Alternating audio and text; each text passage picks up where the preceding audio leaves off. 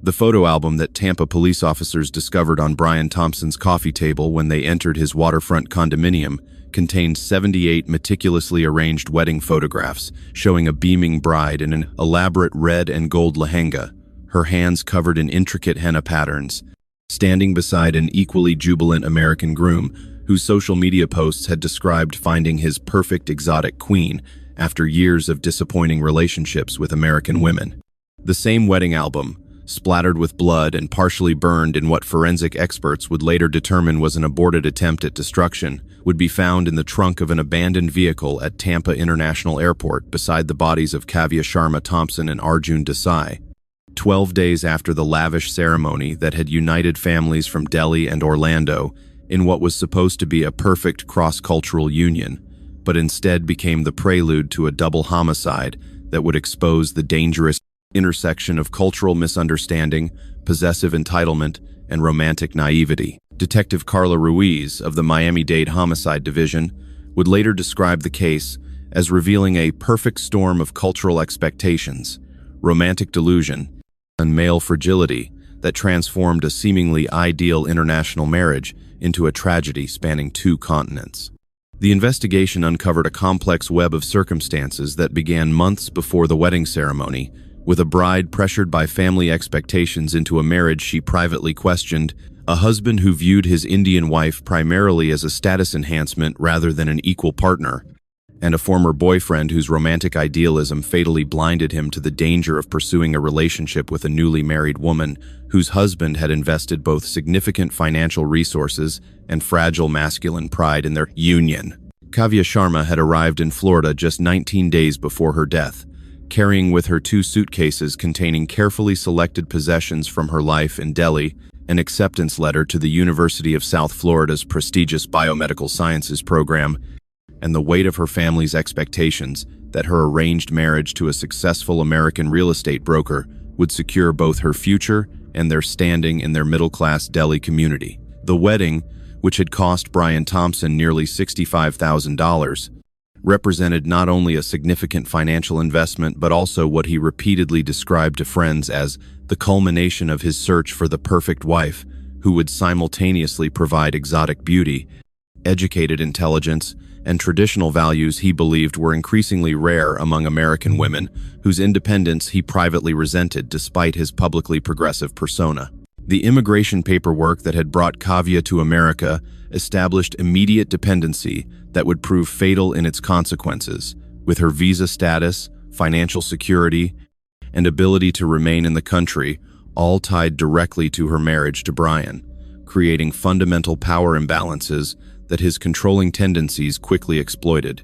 The forms, later recovered during the investigation, revealed how the immigration process itself had reinforced the commodification of their relationship with detailed financial disclosures, establishing Brian's purchase power, alongside Kavya's agreement to specific obligations and behaviors that reduced her to what one cultural expert would later describe during trial testimony as essentially a contractually acquired spouse whose legal existence depended entirely on fulfilling her husband's expectations. The fatal reconnection that ultimately led to 2 deaths began with a seemingly innocent social media message from Arjun Desai, a software engineer whom Kavya had dated during her 1-semester exchange program at Northwestern University 3 years earlier, before family pressure had ended their relationship and directed her toward the traditional arranged marriage path her parents believed would provide greater security and community approval. The digital evidence recovered from both victims' phones revealed how quickly their communication progressed, from casual catching up to intense emotional connection that provided Kavya escape from the increasing discomfort of her new marriage, where cultural misunderstandings and Brian's controlling behavior had already begun creating tension that contradicted the perfect union portrayed in wedding photographs shared across both American and Indian social networks. The surveillance footage that would later become central to the prosecution's case showed Brian Thompson purchasing a handgun from a Tampa firearms dealer just 5 days after his wedding, approximately 12 hours after he had first accessed Kavya's phone while she showered, discovering text messages revealing both emotional intimacy and plans to meet with Arjun, while Brian attended a real estate conference in Orlando. The methodical steps that followed included Brian's cancellation of his conference registration without informing his wife, installation of tracking software on her phone, and strategic monitoring of her movements, while maintaining a carefully normal demeanor that gave no indication of his knowledge or intentions, creating what prosecutors would later characterize as a calculated hunting pattern, rather than the crime of passion his defense team attempted to portray during trial. The text messages recovered from Kavya and Arjun's phones revealed both passionate declarations and dangerous naivety about the situation they were creating, with Arjun repeatedly assuring Kavya that they would find a way to be together, and that her hastily arranged marriage could be easily dissolved once she explained to her family that she had reconnected with her true love. These digital exchanges documented a tragic failure to recognize gathering danger, with neither victim appearing to consider that Brian's apparent business trips and seemingly normal behavior might represent not acceptance but calculated preparation for violence that he would later describe in his confession as restoring my honor by eliminating the disrespect to my name and investment, in what prosecutors successfully argued demonstrated both premeditation and the objectification that had characterized his view of his wife from the Kleist from the Plate and Defin beginning of their relationship. The cultural context that emerged through expert testimony during the trial revealed how fundamentally different expectations had shaped the tragedy, with Kavya navigating impossible tensions between traditional family obligations that had pushed her into the arranged marriage and her personal desires for both academic achievement and emotional fulfillment that her brief previous experience in America had encouraged. Brian's perspective, shaped by both Southern traditional values regarding wifely submission and media-influenced stereotypes about Indian women being simultaneously exotic and compliant, created a dangerous fantasy that bore little resemblance to the educated, ambitious woman he had actually married. These colliding expectations, combined with Arjun's romantic idealism that minimized both practical obstacles and potential dangers, created volatile conditions that erupted in violence when Brian's perception of ownership was threatened by his wife's emotional and physical reconnection with her former boyfriend. The investigation into the double homicide required coordination between multiple jurisdictions as evidence emerged across Tampa Bay locations, with the victims' bodies discovered in Arjun's vehicle at the airport long-term parking garage, the murder weapon recovered from Tampa Bay where it had been thrown from the Gandy Bridge, and digital evidence scattered across devices in multiple locations. Detective Ruiz's methodical reconstruction established how Brian had used his real estate expertise to identify locations with minimal surveillance, his knowledge of his wife's schedule to intercept the couple at a beach rental property they believed secure, and his careful planning to create an initial impression that both victims had perhaps fled together, a misdirection that delayed discovery of their bodies for nearly 30 hours after the murders and allowed time for evidence tampering that complicated both investigation and subsequent prosecution. The arranged marriage between Kavya Sharma and Brian Thompson had been facilitated through a specialized matchmaking service catering to cross-cultural unions, with initial contact established through carefully curated profiles emphasizing characteristics each side believed would appeal to the other. Kavya's profile, created primarily by her mother Anita, with minimal input from Kavya herself, highlighted her education, traditional values, and comfort with both Indian and Western cultures, while strategically minimizing her independent nature and academic ambitions that her mother feared might deter potential American matches seeking more conventionally supportive wives. Brian's self-presentation emphasized financial stability, professional success, and stated appreciation for Indian culture, creating a persona specifically designed to appeal to Indian families seeking advantageous international matches for daughters who could enhance family status while securing prosperous futures abroad. The matchmaking process had progressed through 6 months of video calls, carefully supervised by Kavya's family, followed by a 2-week visit to India, where Brian impressed her parents with expensive gifts, promises of supporting Kavya's educational goals, and superficial engagement with cultural rituals that suggested greater appreciation for Indian traditions than his later behavior would demonstrate. This structured courtship, designed to emphasize compatibility while minimizing opportunities for discovering fundamental differences in expectations and temperament, created an illusion of mutual understanding that began dissolving almost immediately after the wedding, when daily reality revealed Brian's actual expectations of a wife who would prioritize his social and domestic needs, while presenting an exotic but accommodating presence at business functions, expectations fundamentally incompatible with Kavia's plans for graduate studies and independent social connections. The wedding ceremonies in Delhi had incorporated elaborate traditional elements including pre-wedding Mehndi and Haldi rituals, an extensive Bharat procession that satisfied Brian's desire for exotic spectacle, and Sanskrit ceremonies with English translations for the groom and his family members who had traveled from Florida for the multi-day celebration. The substantial financial exchanges that accompanied the union, characterized as gifts to circumvent legal prohibitions against dowry, included gold jewelry and cash from Kavia's family, alongside Brian's expenditures for the wedding and immigration process, creating uncomfortable financial entanglements that established transactional undertones to a relationship already compromised by mismatched expectations and insufficient preparation for the cultural adjustments required for successful cross-cultural marriage. The graduate program that had formed a significant part of Kavia's motivation for accepting the international marriage offered intellectual stimulation and career opportunities that contrasted sharply with the constrained domestic role that Brian increasingly emphasized once they were living together in Tampa. His initially supportive statements about her education during courtship gradually transformed into complaints about her study schedule, questioning of her need to attend evening laboratory sessions, and suggestions that academic success should remain secondary to her responsibilities as a wife and future mother. This pattern of undermining her professional goals while maintaining a public facade of support created growing resentment and confirmed Kavia's private fears that the compatible partnership presented during their supervised interactions had been largely performative rather than reflecting genuine respect for her ambitions. The cultural isolation that Kavya experienced in Tampa, despite the presence of an Indian-American community, created emotional vulnerability that contributed to her rapid reconnection with Arjun Desai, whose familiar cultural references combined with American confidence and progressive attitudes represented everything she had hoped to find in her new life. Their chance encounter at a South Asian Student Association event, which Kavya had attended against Brian's wishes, as he preferred she socialize primarily with his professional contacts and their wives, provided immediate emotional relief through conversation that effortlessly blended cultural shorthand with discussions of American films, music, and academic interests that required no explanation or translation,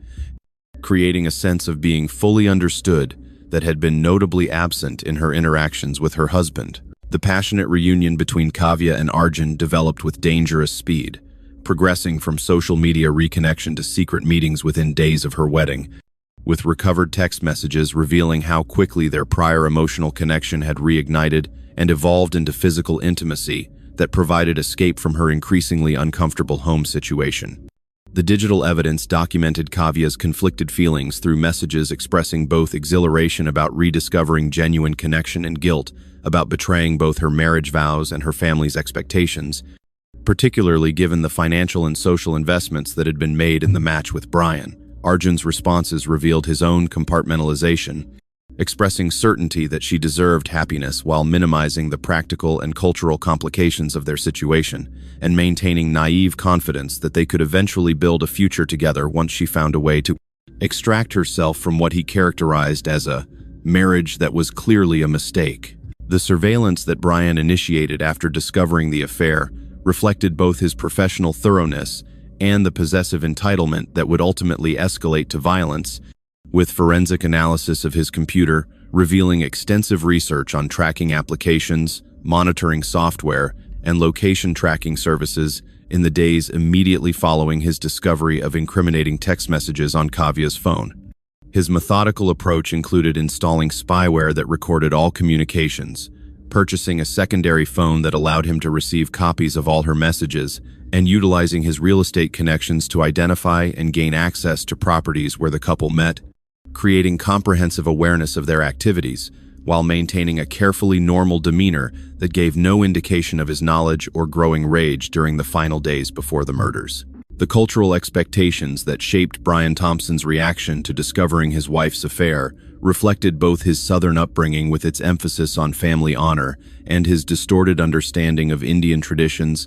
regarding marriage and female behavior, creating a toxic combination that he would later attempt to present as mitigating circumstances during his trial. His father Mark's testimony particularly revealed these perspectives, describing how Brian had specifically sought an Indian bride based on beliefs about traditional values and loyalty that he thought would ensure stable marriage after previous disappointments with American women. This cultural framing, which both defense attorneys and some media coverage attempted to present as explanation for his violent response,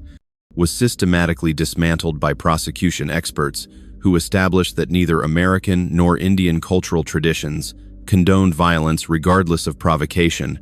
with particular emphasis on how Brian's superficial engagement with Indian culture had focused entirely on aspects that served his interests, while ignoring fundamental values regarding compassion and respect that actually characterized authentic traditions. The final week of Kavia's life, reconstructed through digital records, surveillance footage, and witness statements, revealed her increasing division between maintaining appearances in her marriage while emotionally and physically investing in the relationship with Arjun that offered both familiar cultural connection and the American freedoms she had hoped her new life would provide. The recovered text messages documented her growing discomfort with Brian's subtle controlling behaviors and her discussions with Arjun about possible exits from the marriage, including returning to India despite the shame this would bring to her family, seeking academic housing once the semester began, or potentially moving in with Arjun despite concerns about immigration consequences. These deliberations, conducted without awareness of Brian's surveillance, reflected her increasing determination to find escape from a marriage that felt increasingly constraining, while tragically underestimating the danger posed by a husband who viewed her independence as unacceptable defiance and her affair as unforgivable humiliation that required violent response to restore his pride and public image. The beach rental where the murders occurred had been selected with calculated precision, a property listed through Brian's real estate company but currently vacant between bookings, providing a location that offered both privacy and access to the water that would become crucial in his disposal of evidence. The investigation revealed that Brian had used his professional credentials to disable the property's security cameras the day before the murders, creating a surveillance blind spot while maintaining normal electronic access records that would not immediately trigger suspicion. The location, a modest but well-appointed cottage on a relatively isolated stretch of Treasure Island Beach, had been suggested to Kavya by Arjun as a place where they could spend uninterrupted time together during what she believed would be her husband's absence at a 3-day real estate conference in Orlando, a trip that Brian had actually canceled while maintaining the pretense of attending in order to monitor the couple's plans and prepare his ambush. The digital evidence that became central to the prosecution's case included location data from all 3 individuals' phones showing their movements on the day of the murders, with Kavya and Arjun's devices placing them at the beach property approximately 30 minutes before Brian's arrival, a timeline consistent with the prosecution's reconstruction, suggesting the couple had arrived, expecting a romantic evening while Brian had timed his approach to catch them together. The phone records further revealed that Brian had turned his device to airplane mode approximately 2 miles from the property, indicating intention to avoid generating location data during the critical period, while both victims' phones continued transmitting for approximately 27 minutes after his estimated arrival, before permanently ceasing activity, providing prosecutors with a narrow window during which the murders most likely occurred. The forensic evidence collected from the crime scene, despite Brian's attempts at cleaning, presented investigators with crucial details about the sequence of events, with blood spatter analysis indicating that Arjun had been shot immediately upon opening the door, likely expecting Kavya, who had briefly left to purchase wine at a nearby store, as confirmed by security footage from the liquor shop and receipts found in her purse. The evidence suggested Brian had waited for her return, ambushing her as she entered and witnessing her lover's body, with bullet trajectory analysis indicating she had attempted to flee toward the back of the property before being shot multiple times. The final execution-style shot that had been delivered at close range to her head showed gunpowder stippling consistent with the killer standing directly over her already wounded body, supporting the prosecution's characterization of the murders as deliberate execution rather than impulsive violence. The aftermath of the murders revealed Brian's methodical efforts to conceal evidence and establish an alibi, with surveillance cameras capturing his vehicle at a car wash facility approximately 1 hour after the estimated time of the killings, where he spent 27 minutes cleaning the interior and exterior of his SUV. Credit card records subsequently placed him at a hotel bar in Orlando, where he made several visible purchases and engaged in recorded conversations with other patrons about real estate opportunities, creating witnesses who would later testify to his apparently normal demeanor and professional conversation approximately 4 hours after killing 2 people. These calculated actions demonstrated a chilling composure that prosecutors would emphasize when countering defense claims of temporary insanity or crime of passion, instead establishing a timeline of deliberate planning and systematic execution followed by controlled behavior designed to establish distance from the crimes. The discovery of the bodies, 22 hours after the murders, came through routine airport security patrol when officers identified a vehicle with expired parking validation that had not moved for nearly a day. The security check revealed suspicious staining visible through the windows, prompting law enforcement notification that brought Detective Ruiz to what would become her most significant case. Initial evidence processing established that the car belonged to Arjun Desai, with both victims found in the trunk covered by a blanket taken from the beach rental property, their wounds partially cleaned in an apparent attempt to minimize blood evidence, but with sufficient biological material remaining to establish the beach house as the primary crime scene through later DNA matching of blood traces, insufficiently removed from bathroom, grout, and baseboards despite obvious cleaning efforts. The murder weapon recovery from Tampa Bay utilized specialized dive teams and metal detectors to locate the handgun in approximately 12 feet of water near a bridge support where GPS data showed Brian's vehicle had stopped for approximately 3 minutes after leaving the beach property. The forensic analysis of the recovered weapon confirmed it as the gun purchased by Brian 5 days after his wedding and subsequently used in the murders, with ballistics matching the bullets recovered from both victims' bodies and trace DNA from both Brian and Kavya found on the grip despite saltwater exposure. The recovery of this crucial evidence countered defense attempts to introduce reasonable doubt about the murder weapon, with the prosecution effectively demonstrating the chain linking, purchase, possession, use, and disposal that completed their timeline of premeditated action rather than impulsive response to discovery. The arrest of Brian Thompson occurred at his real estate office 6 days after the murders, a public apprehension designed to prevent potential flight risk after surveillance indicated he had begun researching international travel to non-extradition countries and had liquidated significant investment assets to cash. The evidence presented for the arrest warrant included digital forensics linking him to surveillance of the victims, physical evidence connecting him to the beach property at the time of the murders. Despite his claims of being in Orlando, gunshot residue found in his vehicle despite careful cleaning, and financial transactions suggesting flight preparation. His initial reaction to arrest was documented in police body camera footage later presented at trial, showing a controlled exterior that only briefly broke when he asked whether they found the gun, a question prosecutors would highlight as revealing knowledge that investigators had not yet located the murder weapon at that time. The cultural context that emerged during pretrial proceedings revealed how fundamentally different expectations had shaped the behaviors of all 3 individuals involved in the tragedy, with expert testimony from cross-cultural psychologists establishing how Kavya had navigated between traditional expectations from her family in India and personal desires shaped by both her previous experience in America, contemporary Indian urban values that increasingly emphasized women's education and autonomy. This analysis highlighted the painful double bind she had experienced with her mother Anita's expectations that she fulfill traditional duties as a wife while simultaneously achieving academic success that would bring family prestige,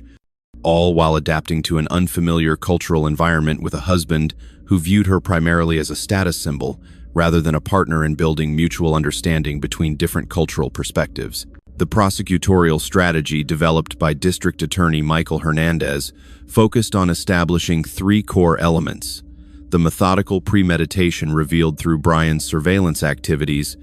weapon acquisition, and research into forensic countermeasures.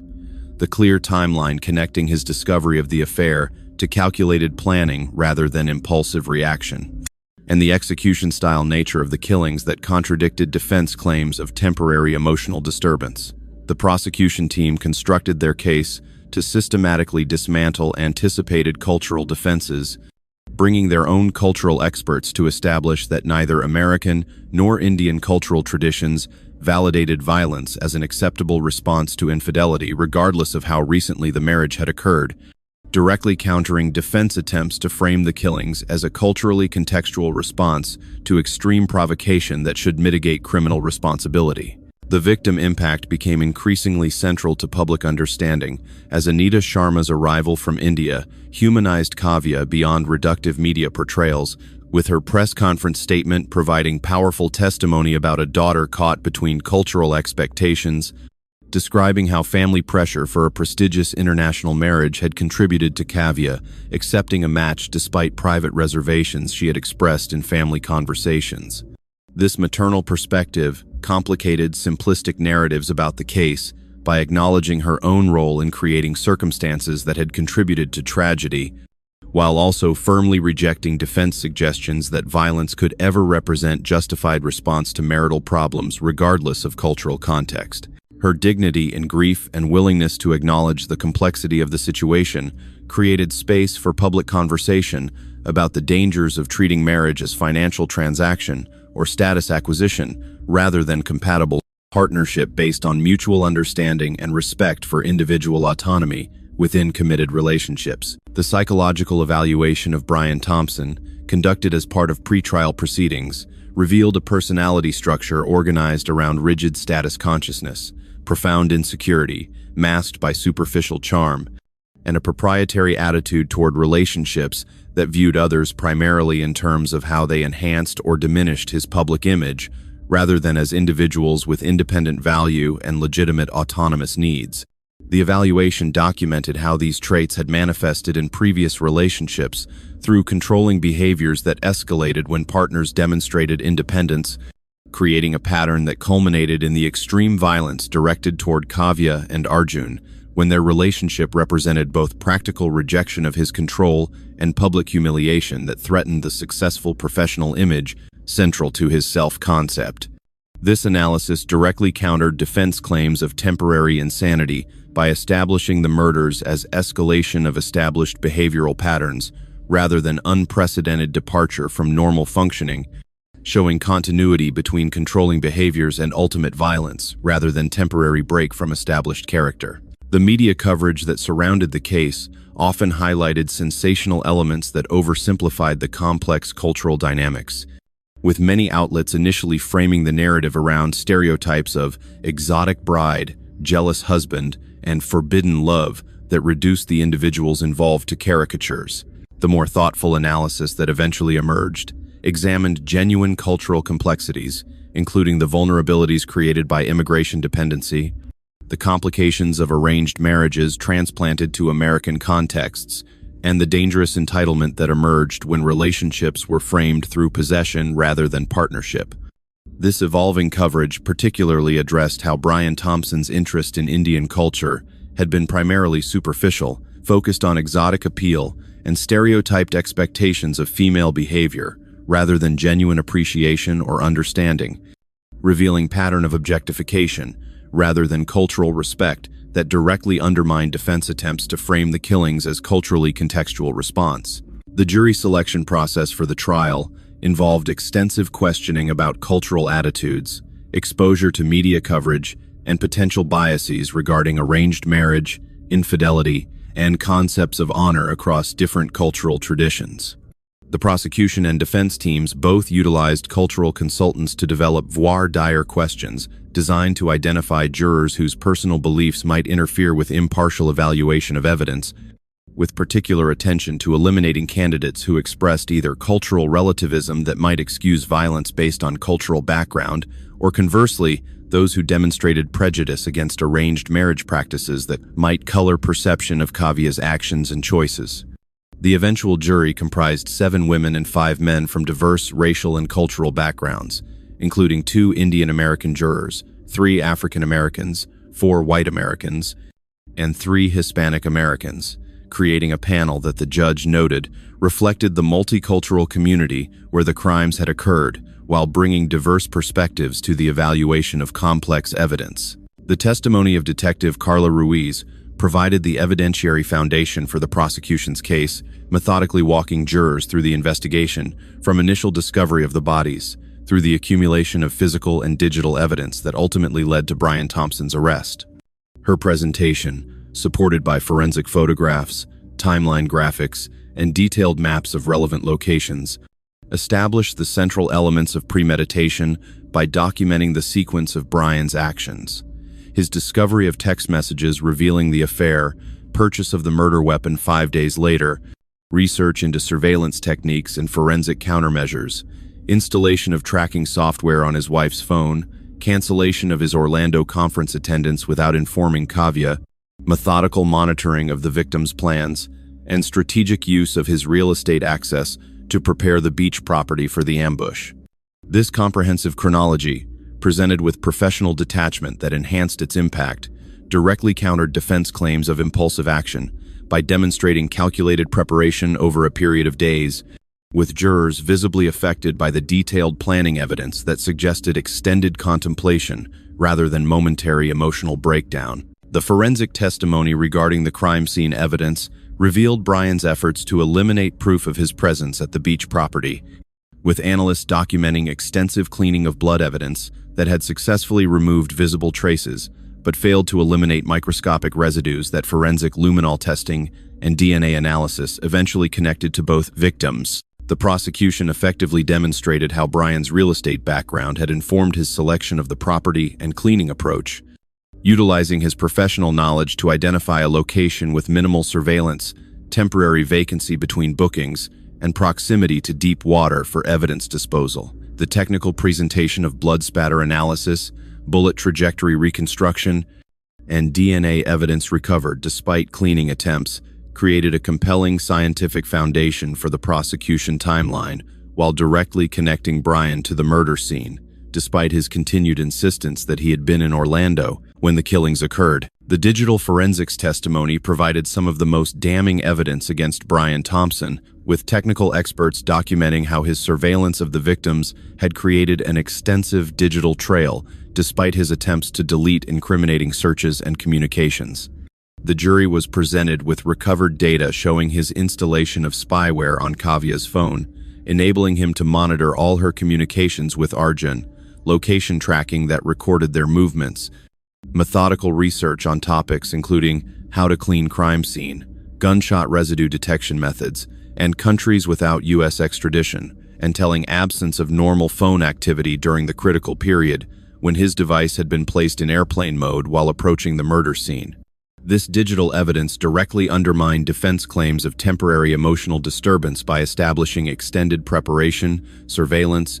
and premeditation that spanned multiple days before culminating in calculated violence, followed by equally methodical evidence, concealment, and alibi establishment. The testimony from Arjun's colleagues at his software development firm humanized him beyond reductive media portrayals, describing a dedicated professional who had maintained close connections to Indian cultural traditions while fully integrating into American society,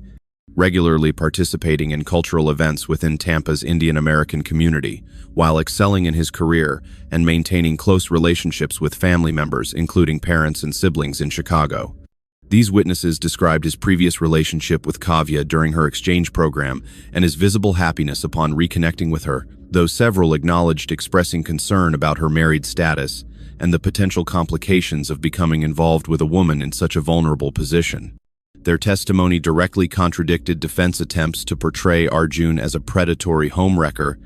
instead establishing him as someone who had genuinely believed he was helping Kavya escape an increasingly controlling relationship, while naively underestimating the danger posed by her husband's possessive attitude and capacity for violence. The closing arguments presented stark, contrasting narratives about the case, with Prosecutor Hernandez methodically summarizing the evidence, establishing premeditation, deliberate planning, and calculated execution, followed by equally methodical evidence, concealment, and alibi establishment. His presentation emphasized how Brian's actions reflected not temporary emotional breakdown, but culmination of controlling behaviors and objectification that viewed Kavya primarily as possession, rather than autonomous individual with right to make her own choices about relationships. The defense closing attempted to reframe the narrative around cultural expectations and emotional provocation, arguing that while evidence clearly established Brian's responsibility for the killings, the circumstances represented extreme provocation that should result in conviction on lesser charges than first-degree murder. This approach tacitly acknowledged the overwhelming evidence while making final attempt to avoid death penalty through characterization of the crimes as passion-driven rather than coldly calculated, though jury deliberations would ultimately reject this framing. The jury deliberations lasted just under 7 hours before reaching unanimous verdict, finding Brian Thompson guilty on all charges, including 2 counts of first-degree murder with special circumstances of multiple victims and lying in wait, triggering automatic progression to penalty phase, where the same jury would determine whether he should receive death penalty or life imprisonment without possibility of parole. The relatively brief deliberations reflected the overwhelming evidence presented by prosecution, with jury foreman later describing how digital forensics establishing extended planning and surveillance had been particularly convincing in establishing premeditation necessary for first-degree murder convictions. The verdict announcement brought visible relief to family members of both victims present in the courtroom, while Brian displayed little reaction beyond slight paling and tightening of jaw muscles that contrasted with emotional displays during his testimony, reinforcing prosecution characterization of calculated individual capable of controlling emotional presentation when it served his interests. The penalty phase of Brian Thompson's trial introduced broader considerations beyond guilt determination, with prosecution presenting aggravating factors including the calculated nature of the crimes, multiple victims, particularly cruel method involving execution-style killing of already wounded victims, and complete absence of mitigating factors such as mental illness or diminished capacity that might reduce moral culpability. Victim impact statements provided powerful testimony about the devastating consequences of the murders, with Anita Sharma describing not only personal grief over daughter's death, but cultural complexities of mourning in Indian context, where her role in arranging the marriage created additional layer of guilt and community judgment that compounded her emotional suffering. Similar testimony from Arjun's parents and siblings described promising life cut short through no fault beyond falling in love with wrong person at wrong time, while his professional colleagues detailed technological contributions and community service that represented ongoing loss to society beyond personal relationships. The psychiatric evaluation presented during penalty phase provided clinical assessment of Brian's personality structure, identifying traits consistent with narcissistic patterns, including grandiose self-image, excessive status consciousness, limited empathy, and tendency to view others primarily in terms of their utility or enhancement to his self-presentation, rather than as individuals with independent value and legitimate needs.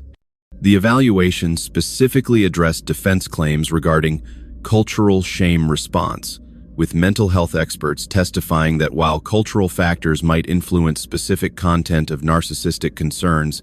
the underlying personality structure and response patterns reflected individual psychology rather than cultural determinism, directly countering attempts to present the murders as culturally contextual response that might mitigate moral culpability or justify reduced punishment. This testimony particularly emphasized how Brian's controlling behaviors and eventual violence reflected progressive escalation of established patterns rather than temporary breakdown or cultural misunderstanding. The jury's decision regarding appropriate punishment considered both aggravating factors presented by prosecution and mitigating circumstances offered by defense, ultimately returning after 14 hours with unanimous recommendation for death penalty that judge formally imposed following additional legal reviews.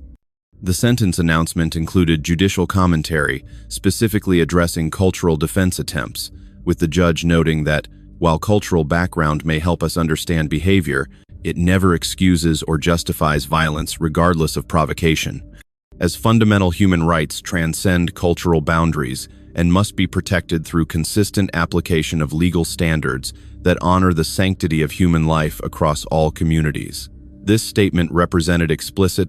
rejection of cultural relativism in criminal justice context, while acknowledging importance of cultural understanding in comprehending but not excusing criminal behavior, establishing important precedent for similar cases involving cross-cultural dimensions. 5 years after the murders that claimed Kavya Sharma and Arjun Desai, the case's lasting impact extended through systematic improvements in how communities, institutions,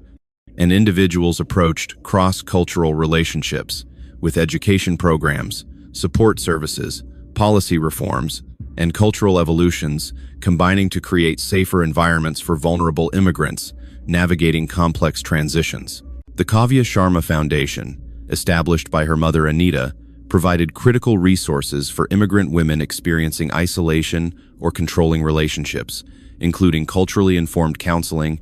legal assistance, specifically addressing immigration complexities, emergency housing, and education about recognizing warning signs of dangerous relationship dynamics. This institutional response represented concrete attempt to prevent similar tragedies by addressing specific vulnerabilities that had contributed to Kavya's death,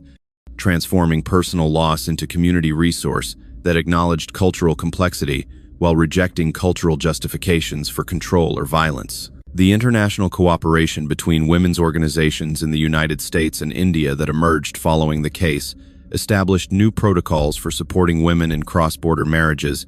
including better pre-departure counseling about legal rights in destination countries, development of transnational support networks, connecting women from similar backgrounds across national boundaries,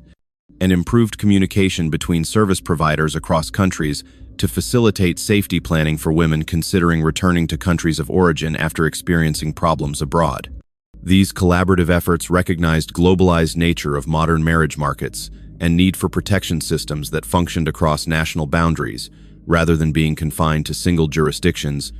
addressing specific vulnerabilities created when relationships spanned different legal systems, cultural expectations, and geographical distances that could complicate accessing appropriate support during relationship difficulties or dangerous situations requiring immediate intervention. The personal transformation of Anita Sharma, documented through occasional interviews and public advocacy work, revealed remarkable journey from traditional mother who had prioritized prestige and financial security in arranging daughter's marriage to outspoken advocate for centering compatibility and individual well-being in relationship formation, regardless of cultural background. Her willingness to acknowledge her own role in creating circumstances that contributed to tragedy, while channeling grief into prevention work that might protect other families from similar loss, demonstrated profound courage that earned respect across cultural communities and created space for difficult but necessary conversations about evolving marriage practices that maintained cultural connections while recognizing changed contexts, requiring adaptation of traditional approaches. Her eventual establishment of marriage preparation programs addressing international relationships represented concrete transformation of personal loss into community resource that might prevent similar tragedies through better preparation and more realistic expectations regarding cross-cultural marriages. The legal precedents established through both criminal prosecution and subsequent civil litigation created important frameworks for addressing future cases involving cultural defenses for domestic violence, with court records documenting judicial reasoning that recognized cultural context as relevant for understanding behavior without accepting culture as excusing criminal conduct. These precedents would subsequently be cited in other cases involving attempts to use cultural or religious justifications for gender-based violence, establishing that while American courts respect cultural diversity, this respect does not extend to accepting cultural relativism that would create different standards of protection based on victims' cultural backgrounds. The case's legal impact extended to immigration policy reforms, addressing vulnerabilities created by visa dependency, enhanced training for law enforcement regarding culturally specific forms of control and coercion, and improved coordination between domestic violence services and immigration advocates to ensure that vulnerable individuals received appropriate support regardless of immigration status or cultural background. The educational initiatives developed in response to the case included university programming addressing healthy relationships across cultural contexts, with particular focus on helping international students navigate dating and marriage expectations that might differ significantly from their cultural backgrounds. These programs explicitly addressed power imbalances in cross-cultural relationships, warning signs of controlling behavior, and resources available for those experiencing concerning dynamics before they escalated to dangerous levels. Similar educational content was developed for American students considering international relationships, emphasizing importance of genuine cultural understanding beyond exotic appeal and recognition of how immigration status could create power differentials, requiring particular sensitivity and respect for partner autonomy rather than opportunity for control. These educational responses reflected institutional recognition that prevention required addressing cultural misconceptions and relationship expectations before they manifested in harmful dynamics or dangerous situations.